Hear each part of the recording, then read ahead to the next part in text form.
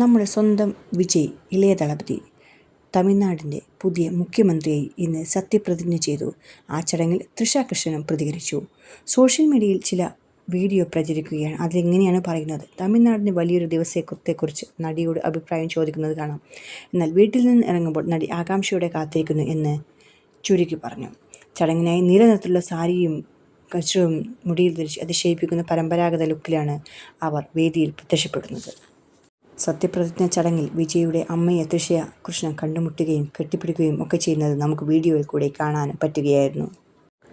ജവഹർലാൽ നെഹ്റു സ്റ്റേഡിയത്തിൽ നിന്നുള്ള വീഡിയോകളിൽ ശോഭ, അതായത് വിജയുടെ അമ്മ എത്തിയപ്പോൾ തൃഷ അവരെ അഭിവാദ്യം ചെയ്യുന്നത് കാണിച്ചു. പിന്നെ മുൻനിരയിലെ തങ്ങളുടെ സീറ്റുകളിൽ ഇരിക്കുന്നതിന് മുമ്പ് ഇരുവരും ഒരു ചെറിയ ആലിംഗനം പങ്കിട്ടു, കൂട്ടത്തിൽ ബാക്കിയുള്ളവരെയും.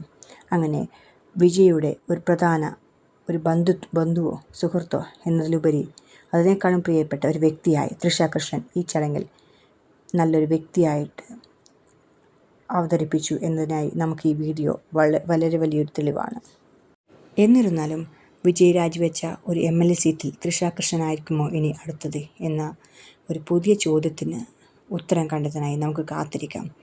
അതുവരേക്കും ഈ വീഡിയോ ഇഷ്ടമായെങ്കിൽ ലൈക്ക് ചെയ്യൂ, കമൻറ്റ് ചെയ്യൂ, ഷെയർ ചെയ്യൂ. അപ്പോൾ ഈ വീഡിയോ എല്ലാവരേക്കും ഷെയർ ചെയ്യൂ. വീഡിയോ ഇഷ്ടമായെങ്കിൽ ഈ ചാനൽ സബ്സ്ക്രൈബ് ചെയ്യാൻ മറക്കല്ലേ. Thank you.